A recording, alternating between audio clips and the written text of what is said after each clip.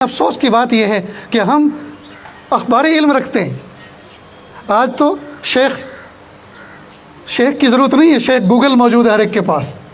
ہر شخص جو ہے گوگل پہ تلاش کر رہا ہے، ہر شخص گوگل پہ تلاش کر رہا ہے. ایک نوجوان بچی تھی، کسی کالج یونیورسٹی میں پڑھ رہی تھی، بہترین اس کا رشتہ آیا، بچی فارغ ہو گئی. ماں نے سوچا اب میں 2 سال کچن کے پلیٹ فارم پہ اس کو ساتھ لے کر رہوں گی، اس کو مجھے امور خانہ داری سکھانے، اس لیے کہ اگلے گھر اس کو جانا ہے. وہاں یہ نہیں پوچھیں گے پڑھی کیا تھی. شوہر کو پڑھائی نہیں چاہیے، کھانے کے لیے اس کو کھانا چاہیے، کھانے کے لیے اس کو روٹی چاہیے. یہ اگر بنانی نہیں آتی ہوگی، پکانی نہیں آتی ہوگی تو تعلیم سب بیکار ہے.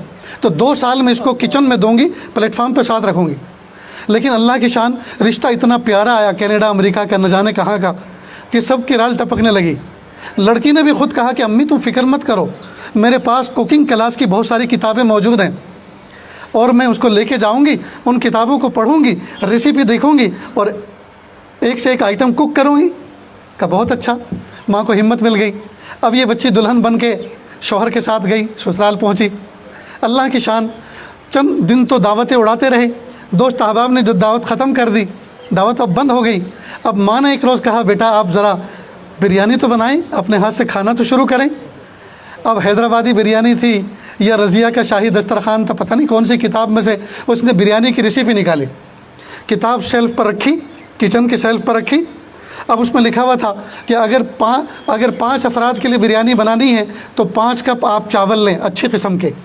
اب اس نے باسمتی چاول لیے. اس میں یہ نہیں لکھا تھا کہ چاول کو چننا بھی ہے، اس میں کنکری بھی ہوتی ہیں. بس یہ کہا کہ 5 کپ چاول لینے تو اس نے لے لیے. اور اتنی مرچیں لیں، اتنے مسالے لیں، اتنے فلاں چیز لیں. اور جب نمک کی باری آئی تو کہا حسب ضرورت. اب حسب ضرورت تو سمجھتی نہیں کہ حسب ضرورت کیا ہوتی، تو مٹھی بھر کے نمک ڈال دیا.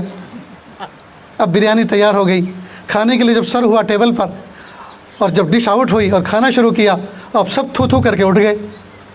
دوستو، کتاب پڑھ کے تو بریانی نہیں بنا سکتے، کتاب پڑھ کے تو بریانی نہیں بنا سکتے. کیا کتاب پڑھ کے زندگی کی تعمیر آدمی کر سکتا ہے؟ اگر صرف کتاب کافی ہوتی، قرآن پاک کافی تھا. لیکن اللہ پاک نے صرف قرآن پاک بھی نازل نہیں کیا، کتاب کے ساتھ میں اللہ پاک نے رسول پاک بھی بھیجا. اب یہاں ذرا ایک بات کو سمجھ لیں اچھی طرح سے. دنیا کے اندر جتنے بھی قیمتی پروڈکٹ ہیں، ہر پروڈکٹ کے ساتھ میں ایک یوزر گائیڈ اور یوزر مینول آتا ہے. سیل فون لے لیجئے، ساؤنڈ سسٹم لے لیجئے، فین لے لیجئے، اے سی لے لیجئے، فریج لے لیجئے، ہر ایک کے ساتھ میں ایک یوزر گائیڈ، یوزر مینول آتا ہے.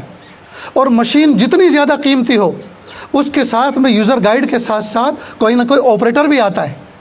وہ سمجھاتا ہے کہ اس کو اس طرح سے انسٹال کریں گے، اس طرح سے اس کو آپریٹ کریں گے. اس کائنات کے اندر سب سے اشرف المخلوق چیز، سب سے قیمتی مشین اگر کوئی ہے تو وہ حضرت انسان ہے.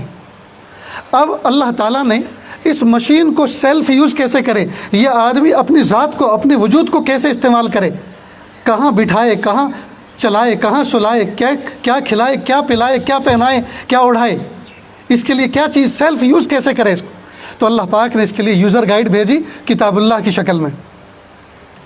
لیکن مشین چونکہ بہت قیمتی تھی تو یوزر مینول اور یوزر گائیڈ کے ساتھ میں کتاب اللہ کی شکل میں اللہ تعالیٰ نے اس کے ساتھ ساتھ رسول اللہ کو بھی بھیجا. اور انہوں نے اس گائیڈ کو خود پڑھ کے سنایا، سکھایا، سمجھایا اور عمل کر کے دکھایا. تو کتاب اللہ اور رسول اللہ دونوں چیزیں.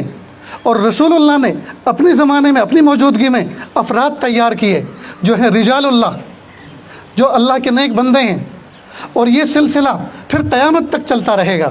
تو ہم کتاب اللہ سے بغیر رجال اللہ کے ہرگز فائدہ نہیں اٹھا سکتے، ہرگز فائدہ نہیں اٹھا سکتے. ہم ہرگز مستغنی نہیں ہو سکتے. ہمیں ضرورت پڑے گی. پورے قرآن پاک میں تو 2 رکعت نماز پڑھنے کا طریقہ بھی نہیں لکھا. بس یہ کہا سلو، نماز پڑھو. کیسے پڑھیں؟ سر نیچے کر کے پیر پڑھیں، پیر اوپر کر کے پڑھیں. کیسے پڑھیں؟ اللہ کے محبوب صلی اللہ علیہ وسلم نے کر کے دکھایا. اور محبوب صلی اللہ علیہ وسلم نے اپنے قریب ان افراد کو کھڑا کیا جنہوں نے اس طریقے کو اخذ کیا، لیا. اور صبح قیامت تک یہ سلسلہ چلتا رہے گا.